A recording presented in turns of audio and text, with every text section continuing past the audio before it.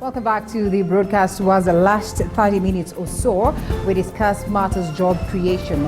Africa being looked at as a very promising market, but reality is that the children of Africa keep wailing and complaining and decrying the aspect of lack of job opportunities. And in most cases, the blame has clearly been put on the government. But we want to create this scenario where we're going to shift that and focus on how much we can do to ourselves or do with ourselves towards ensuring that we create job opportunities.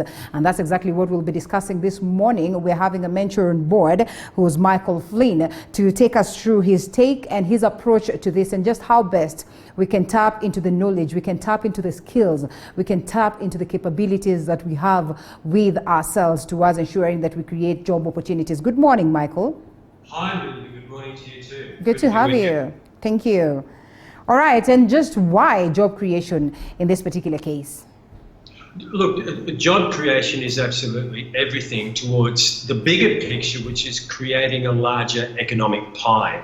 We can't separate job creation from business growth and economic growth. Yeah. Let's first start by acknowledging, Linda, and I love your introduction, by saying the Kenya government has done a remarkable job in creating business growth in Kenya. Look, let's, instead of the glass half empty, let's talk of the glass half full.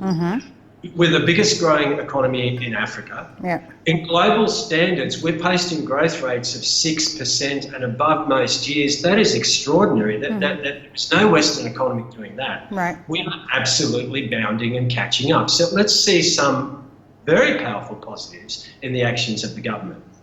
Let's start with that. The second thing is that we have been creating between 700 and 900,000 jobs a year for the last decade. That's truly outstanding. Most of those jobs have been in the informal sector, Linda, which is absolutely fabulous because that means that so many families' lives are being enriched. So many people can now afford a better education for their kids. So we are on the move.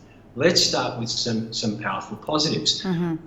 But I think, Linda, we can kind of alia, kahuso, government this, government here, government here, or the government is not going to be the solution to our business and economic growth inevitably. But don't you think it is tasked to create a conducive environment, which in most cases, it fails? Yeah, now that's a very good point, which if I can show something, I'm going to try. The World Bank did a survey among youth about what is holding you back from creating a job, from getting a job and creating your own impact. I hope this is going to work. Can you read that? Corruption. Well, that's a word cloud, Linda. And, this is not me, this is not Linda Alela, this is the World Bank saying, here is what the youth of Kenya are saying. Right. So, first of all, it's interesting, Linda, that the youth of Kenya are seeing so many barriers. That's the first. Look at how many words there are, Linda. Numerous, very many of them. So many. So, what we've got is a youth that see barriers, barriers, barriers. The glass is absolutely half empty. Now, in addition, we've got that corruption word. We also have, I'm just reading leadership. I've seen leadership there. We have nepotism. We have poor leadership.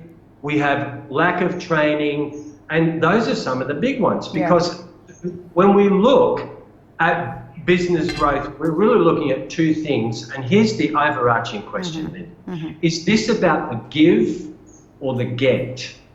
So if we look at this dialogue between employers and business owners and young people, youth who want a job, are the employers trying to get from the employees? So we don't want to train people, we don't want to give them skills, we don't want to invest in them. Is it about the get? How do I get the right people? And how many business owners are complaining about the quality of Kenyan labour? Now, I've got a terrible story to share. I'm not going to mention the name of the company, but if you think of Kenya's #1 accounting firm, I think the letters of that company would jump into people's names. Right. When my friends at Kenyatta University went and approached the CEO directly about a scheme of attaches and skills training, Yeah. he very bluntly told them, I mean, this is a tragedy in our country. He said, I have instructed my team not to hire graduates from Kenyatta University or UON Right. because they arrive here undercooked, Wow. not prepared for the business world. We need to take a look at that and ask ourselves, are we creating the right sort of environment? Now, that's not about government. That's about us as a mindset. When we then start to look at youth going into employment, Linda, what we have is an environment where the youth of the world, of the Kenyan world, Right. I've been in Kenya 14 years, employing hundreds of people at different stages of that 14 years, and I've interviewed hundreds and blah, blah, blah. So many people. Let's talk about the Kenyan business mindset. We're among the most entrepreneurial people in the world, Linda. I've been in 28 countries entering and working. Kenyans are amazing, powerful, entrepreneurial people. Let's give ourselves a pat on the back for that. As we do that, we also need to go back to the drawing board and understand, well, we acknowledge that we are amazing people. We acknowledge that we have so much that can be tapped into, yet we still do not do that in totality. Then the question would be, just where is the problem? Is it in the education, in the type of curriculum that we hold? I remember the other day, or the conversation is on, of change of curriculum, just to ensure that we incorporate more of skills in our students so that when they go out there, they're ready for the market. So could there be where the problem is, or what exactly is stopping us from, tapping into what it is that we have? That's exactly right, Linda, and that's about, first of all, let's talk about the mindset. So what we have is kids 19 to 21 going to university under enormous pressure from parents to get the money, and send money home. So we've got a mindset of 19 to 21 and already mum and dad are on my back saying, come on, send money home. Linda, that is not what a 19 to 25-year-old person needs to be focused on. Money is the wrong focus. What they need to be focused on is skills, learning tools of how to connect with people, tools about money, how to manage money, tools about business. How do I connect with people? How do I give people what they want? How do I develop hardcore business skills? Right. So we have a mindset on business. How many of us are opening books and reading motivational books and reading business books? Let's talk on the other side about business owners. Because, Linda, we both know, everybody listening knows the truth. The fact of the matter is change is absolutely guaranteed. Okay. Whether it's incremental change in an economy and our business market, or whether it's a massive bang change because COVID comes in, look, change is absolutely guaranteed. Both is optional. How many business owners listening to us right now have read business books in the last year? How many business owners in the last 2 years have been to a seminar? How many business owners in the last 5 years have reviewed their work practices? Because if they're not reviewing work practices in terms of global competitiveness, we're going backwards. We have gone past the point in which us Kenya-centric. The world is opening up. The expansion of robotics technology is absolutely staggering. The expansion of computer technology is staggering. And the fact is Kenyans are incredibly clever at computer technology and solutions. These are the new generation of businesses. However, I think that in so many cases, Linda, we're applying yesterday's thinking. Our future is not an agricultural society. Right. Our future is a modern, technological savvy, brilliant young workplace of powerful young entrepreneurs doing their thing and shaping the world. And we are incredibly well placed to do that. Patience is something that we probably do not have, so to speak. And in most cases, even as you say, it's important to read books. And we have youths who are out here and they're reading as much books as possible. They are doing their research as much as possible. But even as they do this, there's that urge and need to have things happening almost instantly, which in most cases is not the case. It takes a while, it takes time and everything. So how do we have ourselves having that shift of mind, where we'll stop looking at the government, where we'll stop looking at what it is that alters us around, and focus on the prize, and know that this might take long, but eventually, it will bear fruits? Linda, that's right. I mean, the first thing is take responsibility. It's not the government, it's not your parents, it's not your Uncle Mongi, it's not the family, it's not the university lecturer, it's you. Mm-hmm. If you are currently not growing, look, everything you ever need to know about personal growth and business growth is already written. There are thousands of seminars, online programs, and books available. Mm. How many current students, business owners have a driven mindset to learn new skills and to learn the real art of business connection and business tools? Mm-hmm. I love what you said. Yes, Linda, and this is something that iPhones and phone technology, and it is killing us. We want instant gratification. I'm really glad you brought it up. Mm-hmm. We think we're going to be CEO within 18 months coming into a company. The youth have a very short attention span compared to my day, for example, when I was 22 years of age. And we are not programming ourselves for a strategic growth. Mm-hmm. Everybody knows, Linda, the people who reach the top of the game, like you, mm-hmm. have the power of making what you do look easy. And it's really easy to sit and look at you, or a public or a business owner, and say, oh, I could do that. And the answer is, well, why don't you sit in Linda's chair and try doing that? Wow, there is a lot more to it, isn't there, Linda? You've paid your dues, mm-hmm. you've come up through it, so have I. I started as a cleaner. I'm proud to tell you that.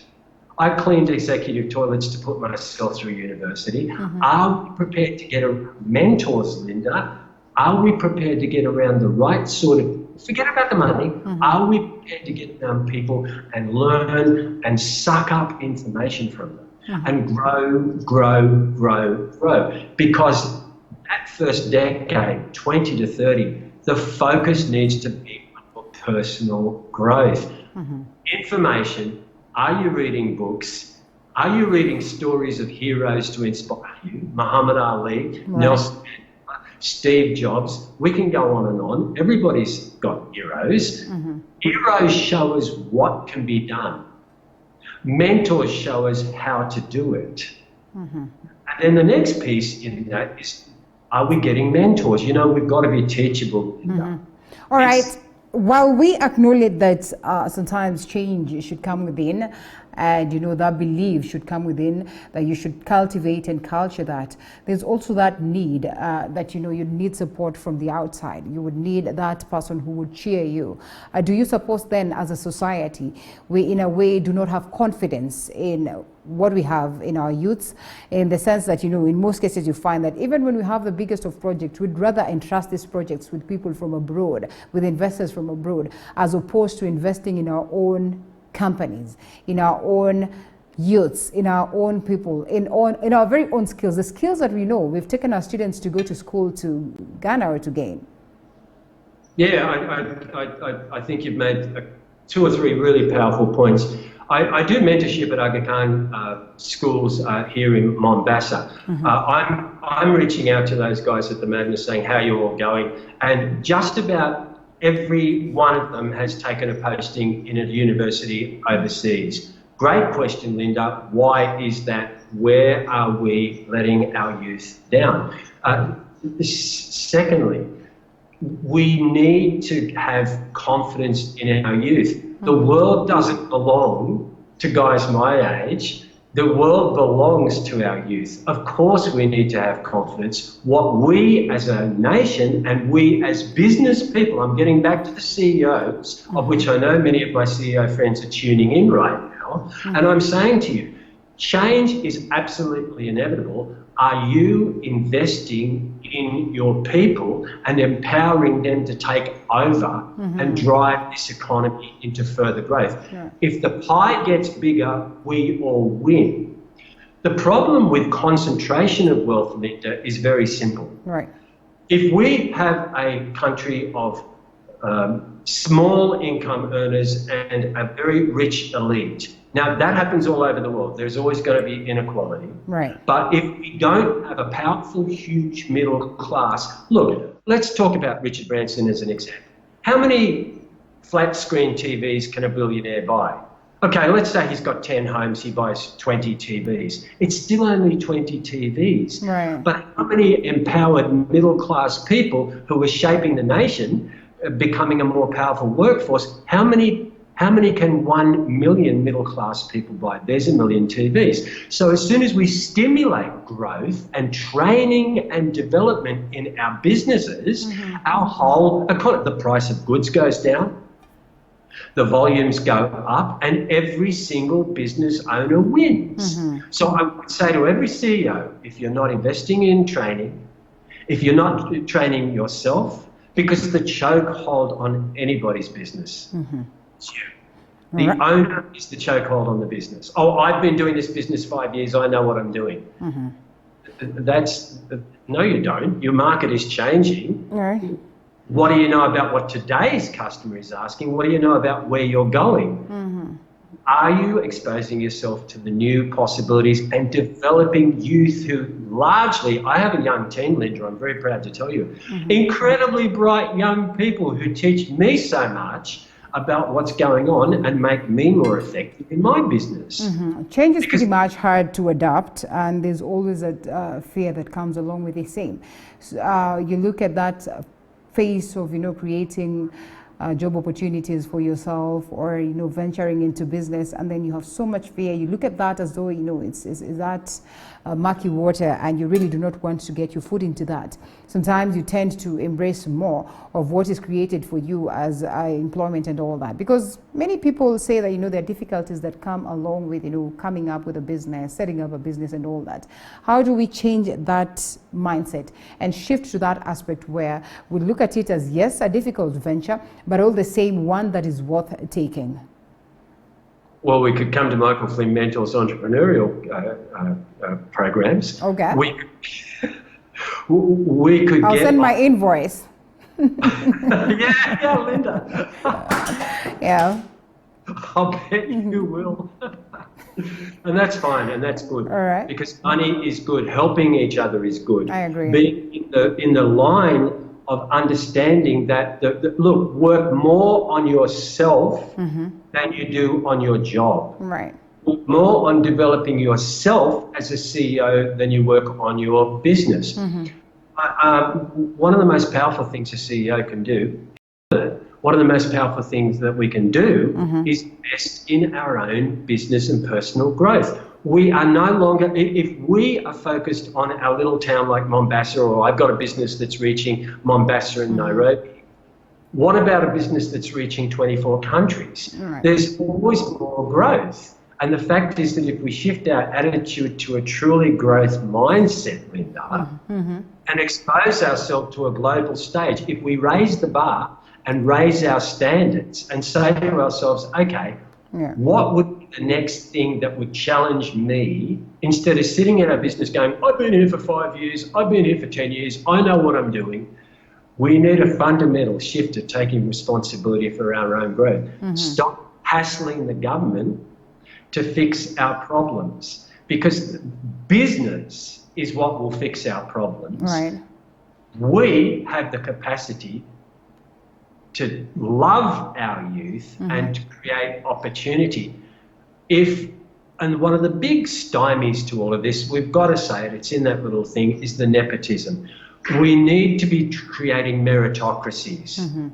When we have nepotism, we have people who are underperforming put into key roles, and that is destructive in our business environment. What we need to do is create a truly open, competitive environment where the best people rise to the top and set standards for us all to grow towards. And that, as you know, Linda, takes persistence and consistent action. All right. Well, thank you so much. Towards the last minute or a minute or so, then what would be your advice, your wake-up call to most of the youths who are watching you this morning at a time when we're dealing with a pandemic that has reduced us almost to zero? And sometimes you do not know even how you get to bounce back. It is a hullabaloo. It is a moment of confusion for very many people. But you know what? Listening to you, there's always that aspect of hope that lingers, that lies. It's just an arm stretch away, and of course it's only for people to go out there and grab it. What would you tell them? It is an opportunity, Linda. It is absolutely, as you just said, a wake up call. Change is inevitable. Growth is optional. Is it tough? Yes, it is. Are people suffering? Yes, we are. Show me somebody in business who's not struggling at the moment. Show me somebody who's not down and going, what am I going to do? And we know that people on the bottom, there's some massive hardship. The fact of the matter is, though, if we talk about the glass being half full, that means our businesses have got to massively evolve and go largely online. Right. That means there's never been a bigger opportunity to play in a global playing field online. Your brand and your business is as big online as you act like it is. If you shift your mindset and start to think, how can I serve people nationally and internationally who are hurting right at the moment? Right. How can I become a part of the fabric of this change? Invest in yourself is my second point, Linda.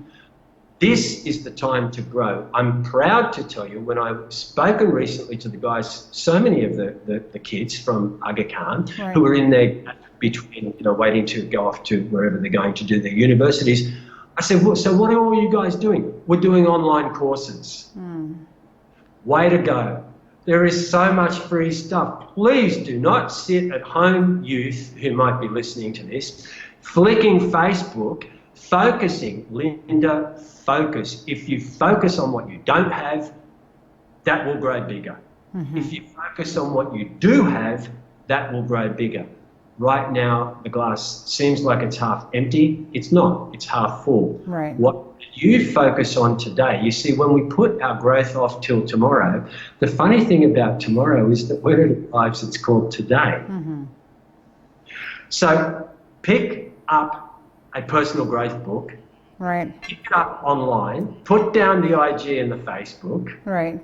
And start investing today, now, in your personal growth. Yeah. Truly decide who you want to become. Truly decide who you want to be. Yes, there is hope. There is hope because you're not a quitter and you're not going to give up. All right.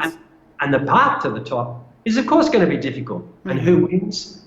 As my good friend, rugby union star Biko Adema always tells me, who wins, Linda? One who wants it the most. I agree. Well, and it might sound like all these statements and phrases are a cliche or are cliches, but importantly is that you just need to make them part and parcel of you. You need to act upon them, and you'll see how much of a transformation they will give or they will be to your life. Thank you so much, Michael Flynn, who's a mentor. It's great having you this morning, and the great insights that we've picked this morning. I think it's a Tuesday morning that it has been helpful towards you getting that motivation that will kick start that moment that you've been dilly-dallying on. My name is Linda Alela. Thank you so much for keeping it TV47 and Morning Cafe, to be precise. I'll get to see you again tomorrow on Morning Cafe. Bye-bye.